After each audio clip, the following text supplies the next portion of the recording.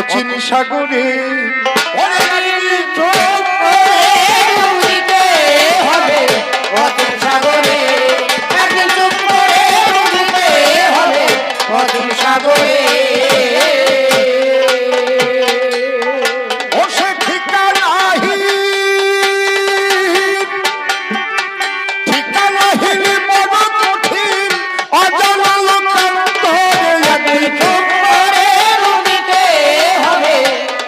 সাগরে একদিন চুপ করে ডুবিতে হবে অচিন সাগরে।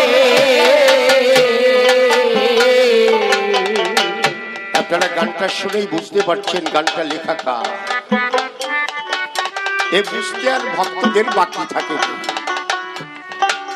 গানটা লিখেছে ভাবুক কবি, সাধক কবি, কবি সুধাকর বিজয় বাবু। কি বললেন? আমরা তর্ক করি, হানাহানি করি, বিভেদ যাই করি, একদিন আমাদের চলে যেতেই হবে। কিন্তু কোথায় যাব সেই ঠিকানাটা আমাদের জানা নেই। তাই আমাদের চলে যেতে হবে। সেখানে দাঁড়িয়ে বললে ও সে ঠিকানা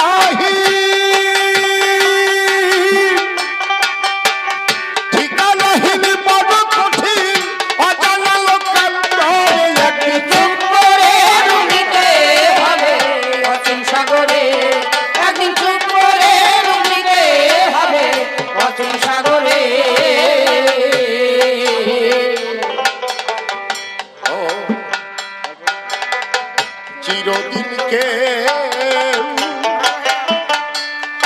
ওরে ধরাই রহে না, যে যায় সে আর ফিরে এসে সংবাদ কহে না। ও রে চিরদিনকে এই ধরাই রহে না,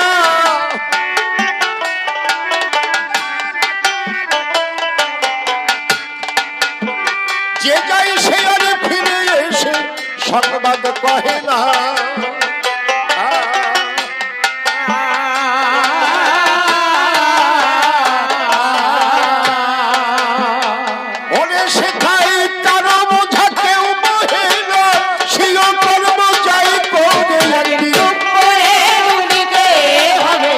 অচিন সাগরে একদিন চুপ করে ডুবিতে হবে অচিন সাগরে।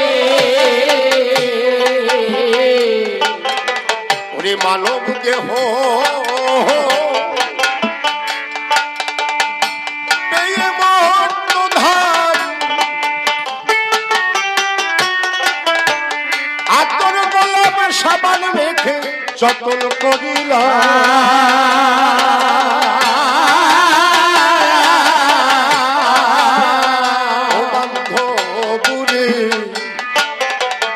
মানব দেহ ওরে পেয়ে মত্ত ধান, আতর গোলাপ সাবান মেখে যতন করিলাম।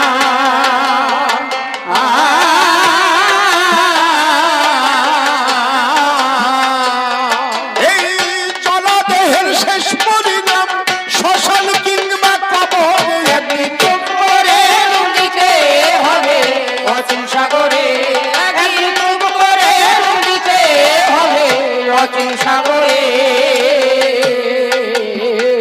ওরে বান্ধব সৃষ্টি রে প্রবাহনে হারে চলিয়াছে, চলিতেছে, চলিবে আরো।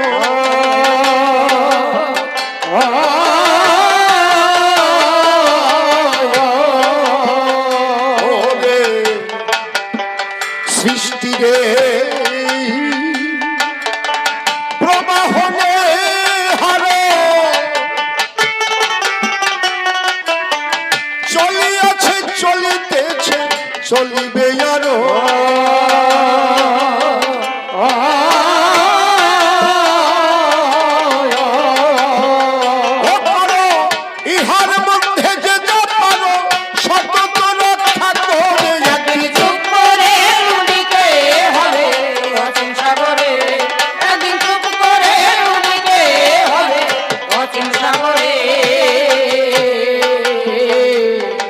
পাগল বিজয় কয় বুঝিবার শক্তি নাই বদ্ধকূপের মধ্য থেকে সাগর মাপতে চাই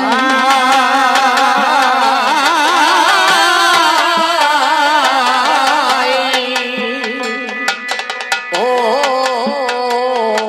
বান্ধব রে পাগল বিজয় কয় ওরে আমার বুঝিবার শক্তি নাই এই বদ্ধকূপের মধ্যে থেকে সাগর মাপতে চাই আমিও আমাকে মিলাই এই বাসনায় অন্তরে একদিন চুপ করে ডুবিতে হবে অচিন সাগরে একদিন চুপ করে ডুবিতে হবে অচিন সাগরে